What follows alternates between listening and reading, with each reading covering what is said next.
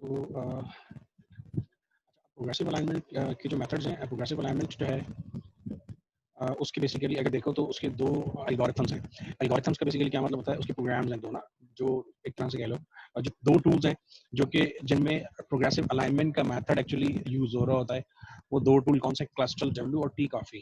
ठीक है, जैसे ब्लास्ट एक टूल है, इस तरह से क्लस्टल डब्ल्यू और टी काफ़ी भी जो है वो दो टूल्स हैं जो कि बेस्ड हैं प्रोग्रेसिव अलाइनमेंट के ऊपर। यानी इनमें जो मेथड फॉलो होता है, तो हमने जो डिस्कस किया मेथड, ये दोनों टूल इस मेथड को फॉलो करते हैं। यानी पहले पेयर वाइज कर रहे होते हैं और पेयर वाइज करने के बाद फिर क्या करते हैं, मल्टीपल सीक्वेंस अलाइनमेंट कर रहे होते हैं। ठीक है, तो ये जो दो टूल्स हैं जिन्हें हम कह रहे होते हैं क्लस्टल डब्ल्यू और टी कॉफ़ी, ये दोनों टूल्स बेसिकली जो हैं वो प्रोग्रेसिव अलाइनमेंट मेथड बेस्ड हैं। इन दोनों टूल्स में ये मेथड यूज होता है मल्टीपल सीक्वेंस अलाइनमेंट करने के लिए। यानी ये दोनों टूल हम यूज करते हैं मल्टीपल सीक्वेंस अलाइनमेंट करने के लिए। ठीक है, एमएसए जिसे हम कह रहे होते हैं।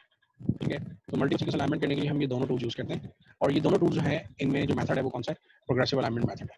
ठीक है, अच्छा हम एक एक करके दोनों टूल्स को थोड़ा सा देख लेते हैं कि बेसिकली ये दोनों टूल्स क्या हैं। अच्छा, ये जो क्लस्टल डब्ल्यू है, ये एक टूल है, ये भी बहुत ही ज्यादा फेमस टूल है। क्लस्टल फैमिली की सीरीज है पूरी की पूरी। तो the cluster series program widely used in molecular biology for multiple alignment of both nucleic acid and protein sequences and for preparing phylogenetic trees. अभी Clustal W multiple sequence alignment के लिए use होता है, चाहे प्रोटीन का sequences हो, चाहे वो न्यूक्लिक एसिड का सीक्वेंसेस हो।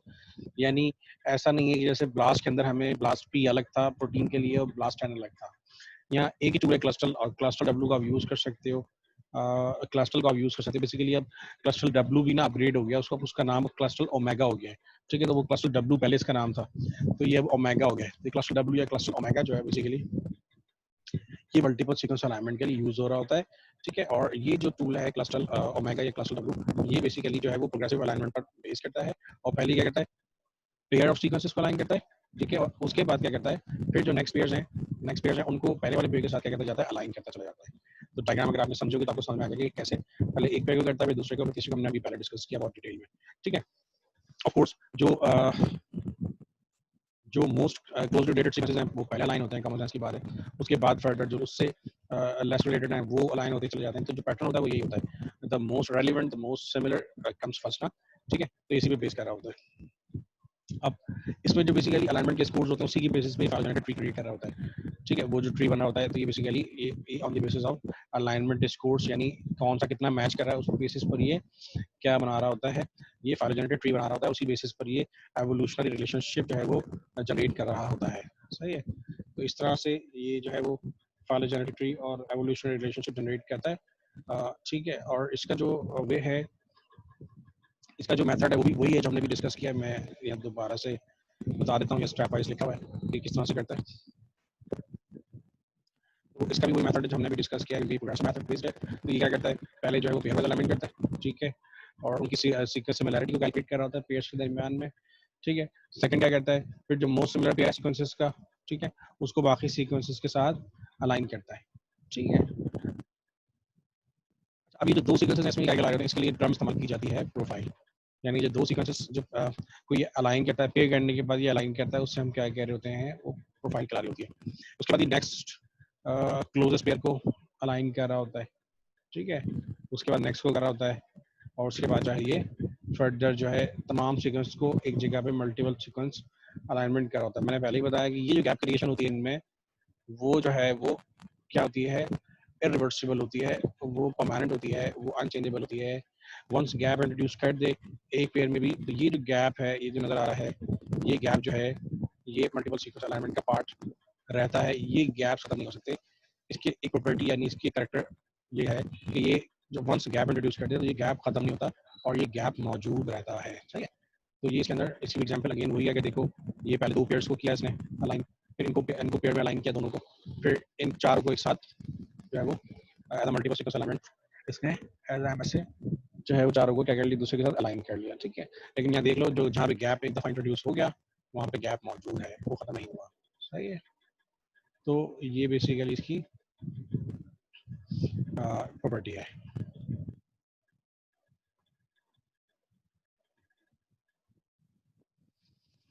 दूसरा जो प्रोग्राम है वो कहलाता है टी काफ़ी, वो भी प्रोग्रेसिव अलाइनमेंट मेथड बेस्ड है। सही है, और टी काफ़ी बेसिकली अगर आप देखेंगे, टी काफ़ी इसका बेसिकली ये जो एब्रिविएशन है, ये बेसिकली है tree based consistency objective function for alignment evaluation. Quite long ना, बेसिकली ये टी का है, tree based consistency objective function for alignment evaluation. ये that is very simple way to spell and speak as a T coffee. तो इसको tea coffee हम कह रहे होते हैं, सही है।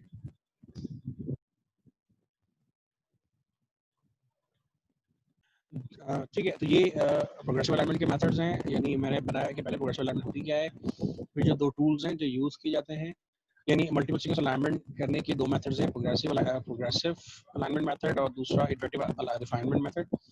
हमने प्रोग्रेसिव अलाइनमेंट मेथड डिस्कस किया, उसमें दो टूल्स हैं जो उस पर बेस्ड होते हैं, क्लस्टर लेवल और टी कॉफी। यानी ये दोनों टूल हम इस्तेमाल करते हैं मल्टीपल सीक्वेंस अलाइनमेंट करने के लिए, सही है। तो दूसरा वाला मेथड है अलाइनमेंट, वो है इटरेटिव रिफाइनमेंट मेथड। अच्छा, अब इटरेटिव रिफाइनमेंट मेथड क्या है?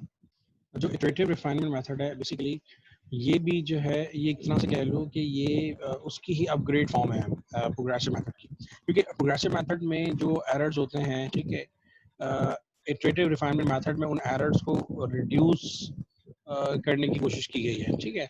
तो ऐसे मेथड को हम कह रहे होते हैं इटरेटिव। यानी अगर आप देखो तो प्रोग्रेसिव के अंदर क्या हो रहा था, पहले पेयर वाइज सीक्वेंस अलाइनमेंट हो रही थी, फिर मल्टीपल सीक्वेंस अलाइनमेंट हो रही थी, और प्रोग्रेसिव में एक दफा गैप इंट्रोड्यूस हो जाए तो वो गैप इंट्रोडक्शन जो है वो इरिवर्सिबल है, चेंज नहीं हो सकता।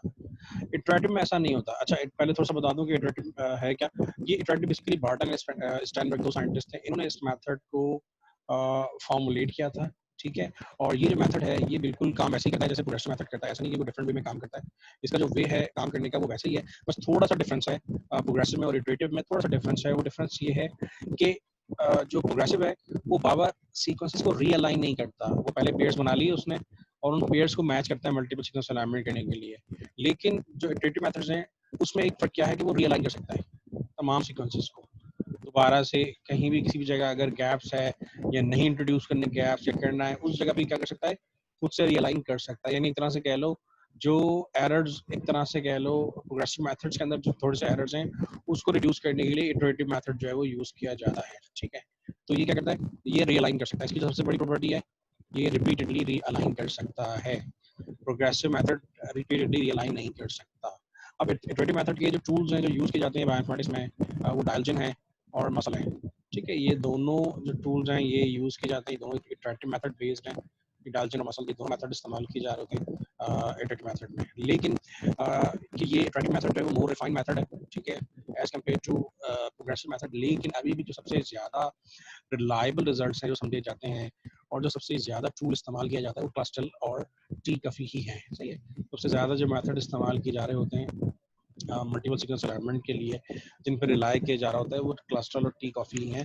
ऑल्थो के इटरेटिव मेथड ज़्यादा उससे रिफाइंड मेथड है, लेकिन उसके बावजूद भी जो क्लस्टल है और टी कॉफी है वो मोस्ट रिलायबल मेथड है। अब देखो रिफाइनमेंट मेथड का मतलब क्या है, मैंने बताया डिफरेंसेस में क्या है। अगर तुम देखो तो ये जो डायग्राम ये बता रही है डिफरेंस, ये देखो ये बता रही है डिफरेंस कि हम जब प्रोग्रेसिव मेथड की बात करते थे तो वहाँ पर क्या होता था कि एक दफ़ा जो उसने पेयर में गैप्स इंट्रोड्यूस करा दिए, सही है, एक दफ़ा जो पेयरिंग कर दी वो पेयरिंग चेंज नहीं हो सकती, सही है। अब ये देखो ये भी क्या कह रहा है, इसने क्या किया, पहले सीक्वेंस 1 को सीक्वेंस 2 के साथ अलाइन किया, फिर उसके बाद सीक्वेंस 3 को इन दोनों के साथ अलाइन किया, फिर सीक्वेंस 4 को इन तीनों के साथ अलाइन किया। अब ये जो इसने अलाइनमेंट किया ना ये इनको रीअलाइन कर सकता है, चेंज कर सकता है। अब यहाँ देखो अगर तुम यहाँ पे अगर देखो तो ये इस पोजीशन पे देखो, ये बेसिकली टी जी के बाद जी है, ये यहाँ कोई गैप नहीं है, ऐसा ही है ना, यहाँ गैप नहीं है।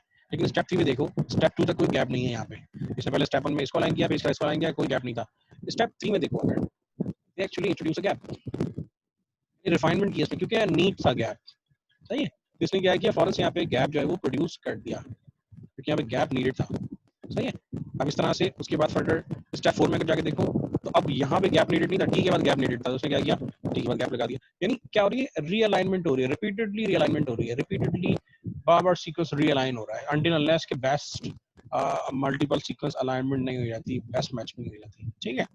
तो जो बेसिक डिफरेंस है याद रखो इटरेटिव मेथड में और प्रोग्रेसिव मेथड में, वो क्या है, वो यही है कि इटरेटिव मेथड के अंदर रिफाइनमेंट हो रही होती है, रिपीटेडली रीअलाइनमेंट हो रही होती है, जबकि प्रोग्रेसिव मेथड में ऐसा नहीं होता। प्रोग्रेसिव मेथड में पेयर वाइज सीक्वेंस अलाइनमेंट होती है, देन उसके बाद मल्टीपल सीक्वेंस अलाइनमेंट जो है वो की जाती है, ठीक है। तो ये दो मेथड्स हैं, इनको याद रखो।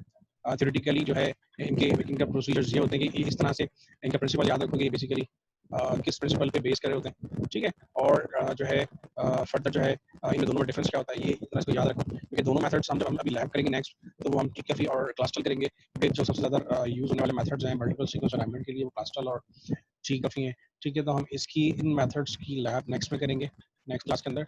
ठीक है, तो तुम्हें और ज़्यादा क्लियर होगा कि बेसिकली ये जो हमने बात की है अभी कि जी मल्टीपल सीक्वेंस अलाइनमेंट जो है वो ऐसे अलाइनमेंट का मेथड है जिसके थ्रू हम कंजर्व सीक्वेंसेस को आइडेंटिफाई करते हैं। और ये जो कंजर्व सीक्वेंसेस हैं, बेसिकली ये कंजर्व सीक्वेंसेस का मतलब क्या होता है कि ये सीक्वेंसेस अक्रॉस स्पीशीज और विद इन स्पीशीज सिमिलर होते हैं।